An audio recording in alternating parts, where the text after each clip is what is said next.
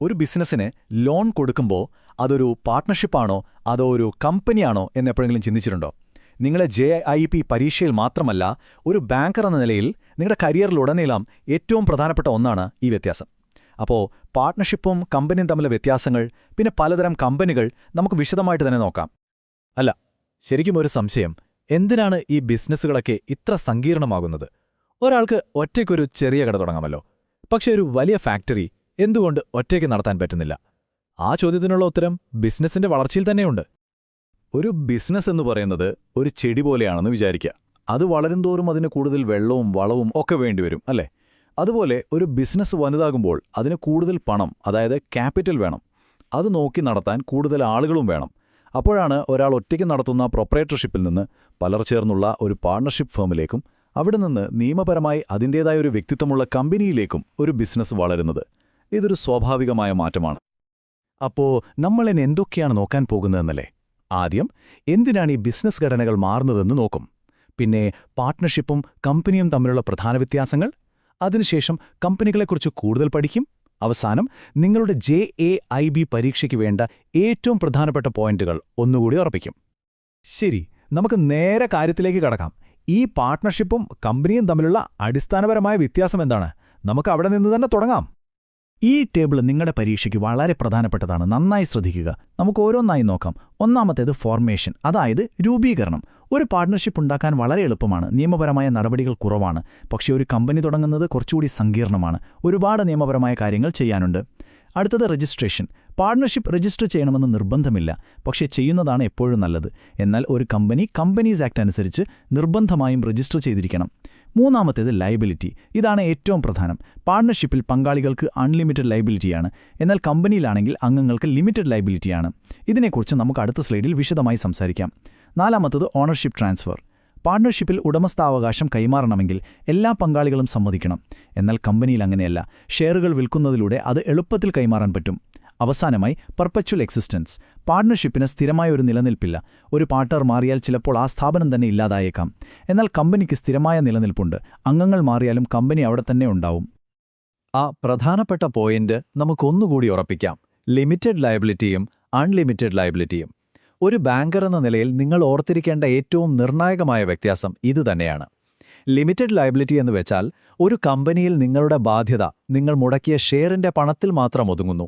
Company നഷ്ടത്തിലായാലും നിങ്ങളുടെ personal സ്വത്തുക്കൾ സുരക്ഷിതമായിരിക്കും. എന്നാൽ ഒരു പാർട്ട്ണർഷിപ്പിലെ അൺലിമിറ്റഡ് ലയബിലിറ്റി അങ്ങനെയല്ല. സ്ഥാപനത്തിന്റെ കടം വീട്ടാൻ നിങ്ങളുടെ സ്വന്തം സ്വത്തുക്കൾ വരെ ഉപയോഗിക്കേണ്ടി വരും. കണ്ടില്ലേ, ഈ ഒരൊറ്റ വ്യത്യാസം മതി ഒരു ബിസിനസിന്റെ റിസ്ക് മുഴുവനായി മാറ്റാൻ.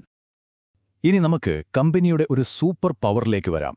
നിയമത്തിന്റെ കണ്ണിൽ ഒരു കമ്പനി എന്ന് പറയുന്നത് ജീവനില്ലാത്ത എന്നാൽ ഒരു വ്യക്തിയുടെ എല്ലാ അവകാശങ്ങളുമുള്ള ഒരു കൃത്രിമ വ്യക്തി അഥവാ ആർട്ടിഫിഷ്യൽ പേഴ്സൺ ആണ്. അത്ഭുതം തോന്നുന്നുണ്ടോ? ശരി, നമുക്ക് നോക്കാം അതെങ്ങനെയെന്ന്. ഒരു കമ്പനിയെ ഒരു ആർട്ടിഫിഷ്യൽ പേഴ്സൺ ആക്കുന്നത് ഈ 4 പ്രധാന സവിശേഷതകളാണ്. 1. Separate legal entity. ഇതിന്റെ അർത്ഥം കമ്പനി വേറെ, അതിന്റെ ഉടമസ്ഥരായ ഷെയർ ഹോൾഡർമാർ വേറെ. നിയമപരമായി രണ്ടും രണ്ടാണ്. 2. പെർപ്പിച്വൽ എക്സിസ്റ്റൻസ്. നമ്മൾ നേരത്തെ പറഞ്ഞതുപോലെ അംഗങ്ങൾ വരാം പോകാം, പക്ഷേ കമ്പനി എന്നെന്നും നിലനിൽക്കും. 3. Statutory registration. കമ്പനീസ് ആക്ട് പ്രകാരം രജിസ്റ്റർ ചെയ്താൽ മാത്രമേ കമ്പനിക്ക് ഈ നിയമപരമായ അസ്തിത്വം കിട്ടുകയുള്ളൂ. 4. Legal rights. ഒരു സാധാരണ വ്യക്തിയെപ്പോലെ ഒരു കമ്പനിക്ക് അതിന്റെ സ്വന്തം പേരിൽ സ്വത്തുക്കൾ വാങ്ങാം, കരാറുകളിൽ ഏർപ്പെടാം, എന്തിന് കേസ് കൊടുക്കാൻ വരെ സാധിക്കും. ശരി, കമ്പനി എന്താണെന്ന് നമുക്ക് മനസ്സിലായി. ഇനി നമുക്ക് അടുത്ത ഭാഗത്തേക്ക് പോകാം. കമ്പനികളെ എങ്ങനെയൊക്കെയാണ് തരംതിരിക്കുന്നത് എന്ന് നോക്കാം. നിങ്ങളുടെ പരീക്ഷാ സിലബസിലെ വളരെ പ്രധാനപ്പെട്ട ഒരു ഭാഗമാണിത്. കമ്പനി എങ്ങനെയാണ് രൂപീകരിക്കുന്നത് എന്നതിനെ അടിസ്ഥാനമാക്കി 4 ആയി തിരിക്കാം. ആദ്യത്തേത് ചാർട്ടേഡ് കമ്പനി. ഇത് ഒരു രാജാവിന്റെയോ രാജ്ഞിയുടെയോ പ്രത്യേക ഉത്തരവ് വഴി രൂപീകരിച്ചതാണ്. ഉദാഹരണത്തിന് പഴയ ഈസ്റ്റ് ഇന്ത്യ കമ്പനി. ഇപ്പോൾ ഇന്ത്യയിൽ ഇത്തരം കമ്പനികളില്ല. രണ്ടാമത്തേത് സ്റ്റാറ്റ്യൂട്ടറി കമ്പനി. പാർലമെന്റിന്റെയോ നിയമസഭയുടെയോ ഒരു പ്രത്യേക നിയമം വഴിയുണ്ടാക്കിയവ. ഉദാഹരണത്തിന് നമ്മുടെ LIC, SBI ഒക്കെ ഈ ഗണത്തിൽ വരും. മൂന്നാമത്തേത് രജിസ്റ്റേർഡ് കമ്പനി. ഇതാണ് നമ്മൾ ഏറ്റവും സാധാരണയായി കാണുന്നത്. കമ്പനീസ് ആക്ട് പ്രകാരം രജിസ്റ്റർ ചെയ്തവ. TCS, റിലയൻസ് ഒക്കെ ഇതിന് ഉദാഹരണങ്ങളാണ്. അവസാനമായി ഫോറിൻ കമ്പനി, അതായത് വിദേശത്തെ രജിസ്റ്റർ ചെയ്തതും എന്നാൽ ഇന്ത്യയിൽ ബിസിനസ് ചെയ്യുന്നതുമായ കമ്പനികൾ. HSBC ഒരു നല്ല ഉദാഹരണമാണ്. ഇനി ബാധ്യതയുടെ അടിസ്ഥാനത്തിൽ കമ്പനികളെ 3 ആയിട്ട് തിരിക്കാം. ഒന്ന് കമ്പനി ലിമിറ്റഡ് ബൈ ഷെയർസ്. ഇതാണ് ഏറ്റവും സാധാരണയായി നമ്മൾ കാണുന്ന തരം. ഇവിടെ അംഗങ്ങളുടെ ബാധ്യത അവർ വാങ്ങിയ ഷെയറുകളുടെ വിലയിൽ പരിമിതപ്പെടുത്തിയിരിക്കുന്നു. 2 കമ്പനി ലിമിറ്റഡ് ബൈ ഗ്യാരണ്ടി. ഇത് സാധാരണയായി ചാരിറ്റി പോലുള്ള ലാഭേച്ഛയില്ലാതെ പ്രവർത്തിക്കുന്ന സ്ഥാപനങ്ങളാണ്. കമ്പനി പൂട്ടേണ്ടി വന്നാൽ ഓരോ അംഗവും മുൻകൂട്ടി ഉറപ്പു നൽകിയൊരു തുകയുണ്ടാവും. അത്രേ അവരുടെ ബാധ്യത വരൂ. 3 അൺലിമിറ്റഡ് ലയബിലിറ്റി കമ്പനി. പേര് കേൾക്കുമ്പോൾ തന്നെ അറിയാമല്ലോ, ഇത് വളരെ വിരളമാണ്. ഇവിടെ അംഗങ്ങൾക്ക് ഒരു പാർട്ട്ണർഷിപ്പിലെ പോലെ പരിധിയില്ലാത്ത ബാധ്യതയുണ്ട്. ഈ നമ്പറുകൾ ഒരു കാരണവശാലും മറക്കരുത്. പരീക്ഷയ്ക്ക് ചോദ്യങ്ങൾ വരാൻ ഏറ്റവും സാധ്യതയുള്ളൊരു ഭാഗമാണിത്. ഒരു പാർട്ട്ണർഷിപ്പിൽ കുറഞ്ഞത് 2 പേരും പരമാവധി 50 പേരുമാകാം. ഒരു പ്രൈവറ്റ് കമ്പനിയാണെങ്കിൽ കുറഞ്ഞത് 2 പേർ, പരമാവധി 200 പേർ. ഒരു പബ്ലിക് കമ്പനിയിലാണെങ്കിൽ കുറഞ്ഞത് 7 അംഗങ്ങൾ വേണം. പരമാവധി എത്ര പേർക്ക് വേണമെങ്കിലുമാകാം, ഒരു പരിധിയുമില്ല. അവസാനമായി 1 പേഴ്സൺ കമ്പനി അഥവാ OPCയിൽ പേരുപോലെ തന്നെ ഒരാൾ മാത്രം. ഈ നമ്പറുകൾ ഓർത്തുവയ്ക്കുക. പ്രൈവറ്റിന് 2 തൊട്ട് 200 വരെ, പബ്ലിക്കിന് 7 തൊട്ട് എത്ര വേണമെങ്കിലും, പിന്നെ OPCക്ക് 1.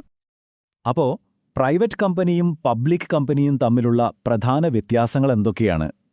ഒരു പ്രൈവറ്റ് കമ്പനിക്ക് പ്രധാനമായും 3 നിയന്ത്രണങ്ങളുണ്ട്.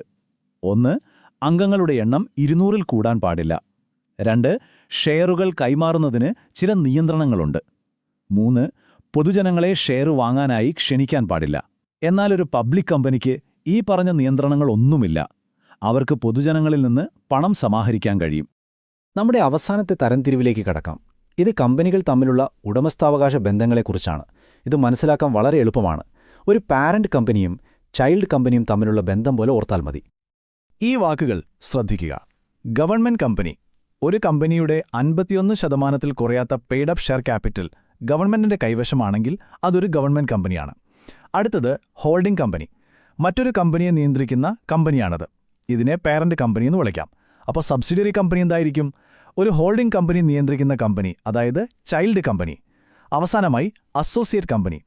ഒരു കമ്പനിക്ക് മറ്റൊരു കമ്പനിയിൽ പൂർണ്ണ നിയന്ത്രണമില്ല, പക്ഷേ കാര്യമായ സ്വാധീനമുണ്ടെങ്കിൽ അതിനെ അസോസിയേറ്റ് കമ്പനി എന്ന് പറയും. അപ്പോൾ ഈ ഉദാഹരണം നോക്കിയാൽ സംഭവം സിമ്പിളായിട്ട് മനസ്സിലാവും. ഇവിടെ കമ്പനി എക്ക് കമ്പനി ബിയിൽ 52% ഷെയറുണ്ട്, അതായത് 50%-ൽ കൂടുതൽ. അതുകൊണ്ട് കമ്പനി എ കമ്പനി ബിയുടെ ഹോൾഡിംഗ് കമ്പനിയാണ്. തിരിച്ചു പറഞ്ഞാൽ കമ്പനി ബി കമ്പനി എയുടെ സബ്സിഡിയറി കമ്പനിയാണ്. ഇനി കമ്പനി സിയുടെ കാര്യം നോക്കൂ. അവിടെ കമ്പനി എക്ക് 19% ഷെയർ മാത്രമേ ഉള്ളൂ. ഇത് നിയന്ത്രണം നൽകുന്നില്ല, പക്ഷെ ഒരു സ്വാധീനം നൽകുന്നുണ്ട്. അതിനാൽ കമ്പനി സി എന്നത് കമ്പനി എയുടെ ഒരു അസോസിയേറ്റ് കമ്പനിയാണ്. ശരി, അപ്പോൾ നമ്മൾ ഇത്രയും നേരം പഠിച്ച കാര്യങ്ങൾ പരീക്ഷയ്ക്ക് വേണ്ടി ഒന്നുകൂടി ഉറപ്പിക്കാം, അല്ലേ? നിങ്ങളുടെ വിജയത്തിന് ഏറ്റവും ആവശ്യമായ പ്രധാന പോയിന്റുകൾ നമുക്ക് പെട്ടെന്നൊന്ന് ഓടിച്ചു നോക്കാം. നമുക്ക് എല്ലാം ഒന്നുകൂടി ഉറപ്പിക്കാം. 1 ബിസിനസിന്റെ വളർച്ച. പ്രൊപ്പറേറ്റർഷിപ്പിൽ തുടങ്ങി പാർട്ട്ണർഷിപ്പ് വഴി കമ്പനിയിലേക്കെത്തുന്നു. 2 ഏറ്റവും പ്രധാനപ്പെട്ട വ്യത്യാസം ബാധ്യതയാണ്.